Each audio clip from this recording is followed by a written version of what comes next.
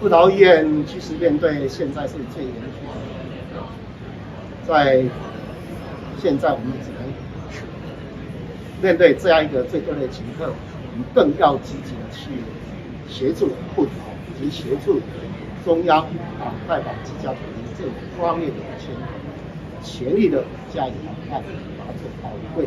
我们不希望这5000个会造成社区感染之源，所以这才是我们现阶段大众最重要的事情。市长，那你会考虑比照，就是像桃园他们超商现在那个内用区全部都禁止，那我们也会这样跟进？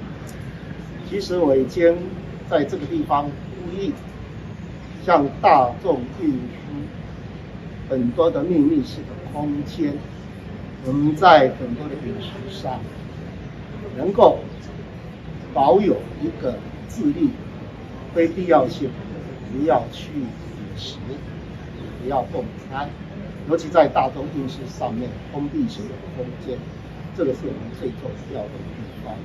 所以我们也希望民众用这样一个自律的态度来去面对。市长，我们会建议民众不要去桃园吗？现在台湾真的很小，你说谁到谁的地方，我觉得桃园跟新北完全没有办法分开嘛。所以从一开始，我记得布桃还没宣布的时候，我就跟桃园市长讲过一段话：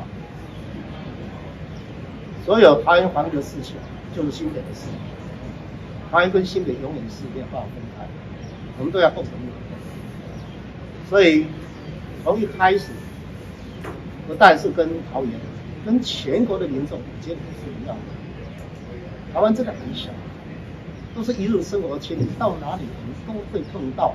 你是哪里人？你是哪里人？就像我们的新北关的约旦省，在那一段时间，好多中南部的朋友上来，一样的道理。早上、下午、晚上上来，晚上你就回去了，有一件事。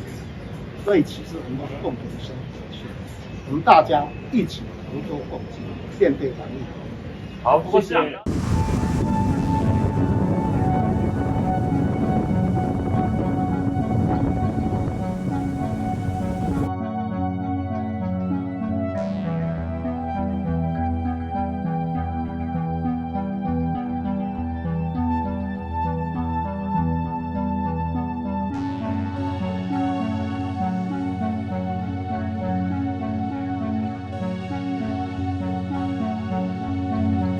对，就是一次拿1个月的。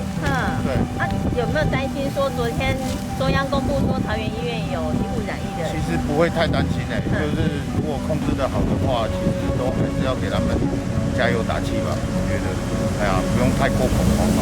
OK， 好，就是该拿的药还是要过来拿。当然，对啊，毕竟有1个月多。昨天部长在透露出是这个布桃之前，您就知道了吗？还是说之前不知道？桃园人应该都知道。